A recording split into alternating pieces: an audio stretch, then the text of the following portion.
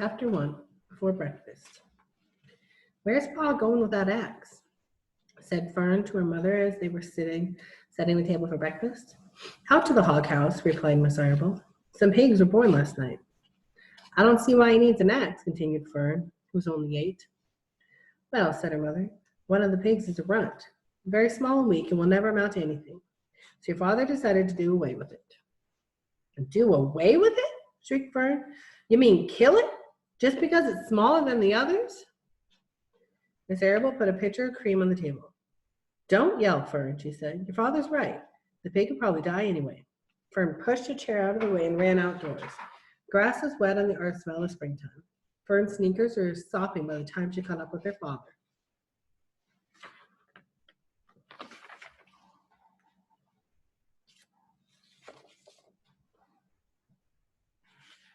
"Please don't kill it," she sobbed.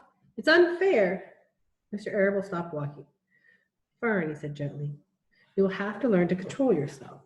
"Control myself?" yelled Fern. "This is a matter of life and death, and you're talking about controlling myself?" Tears ran down her cheeks as she took a hold of the axe and tried to pull it out of her father's hand. "Fern," said Mr. Arable, "I know more about raising a litter of pigs than you do. A weakling makes trouble. Now run along." "But it's unfair," cried Fern. "The pig couldn't help being born small, could it? If I had been born very small at birth, would you have killed me?"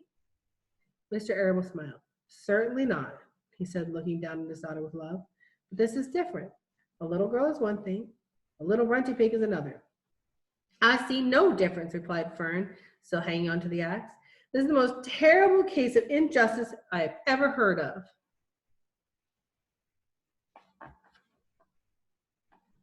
A queer look came over John Arable's face. He seemed almost ready to cry himself. "All right," he said. "You go back into the house, and I will bring you the runt when I come in. I'll let you start on a bottle like a baby, and you'll see what trouble a pig can be." Mr. Arable returned to the house a half hour later. He was carrying a carton under his arm. Fern was upstairs changing her sneakers. The kitchen table was set for breakfast, and the room smelled of coffee, bacon, damp plaster, and wood smoke from the stove.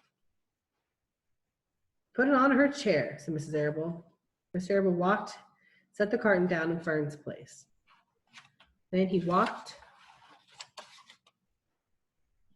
to the sink and washed his hand and dried them on the roller towel. Fern came slowly down the stairs. Her eyes were red from crying. She approached her chair, the carton wobbled, and there was a scratching noise. Fern looked at her father. Then she lifted the lid of the carton. There inside, looking up at her, was a newborn pig. It was a white one. The morning light shone through its ears, turning them pink. "He's yours," said Mr. Arable. "Saved from an untimely death. And may the good Lord forgive me for this foolishness."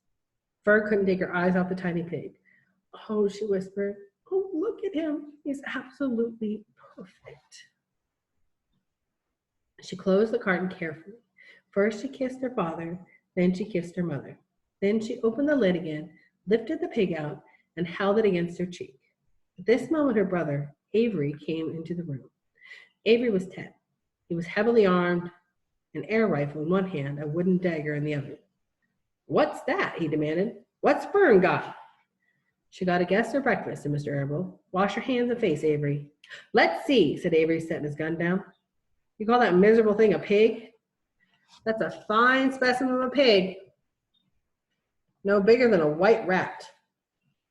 "Wash up and eat your breakfast, Avery," said his mother. "School bus will be along in a half hour." "Can I have a pig too, Pop?" said Avery.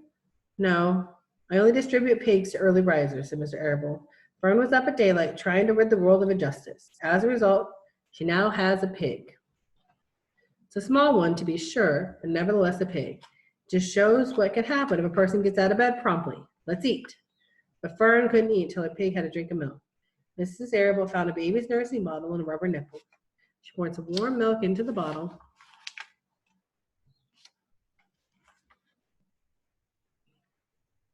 fitted the nipple over the top, and handed it to Fern. "Give him his breakfast," she said. A minute later, Fern was seated on the floor in the corner kitchen, with the infant between her knees, trying to suck from the bottle. The pig, although tiny, had a good appetite and caught on quickly. The school bus honked from the road. Run, commanded Mrs. Arable, taking the pig from Fern and slipping a donut into her hand. Avery grabbed his gun and another donut. The children ran to the road and climbed into the bus. Fern took no notice of the others on the bus. She just sat there and stared out the window, thinking what a blissful world it was and how lucky she was to have an entire charge of a pig. By the time the bus reached school, Fern had named her pet, selecting the most beautiful name she could think of. Its name was Wilbur, she whispered to herself. She was still thinking about the pig when the teacher said, Fern, what is the capital of Pennsylvania? Wilbur, replied Fern dreamily. The pupils giggled. Fern blushed.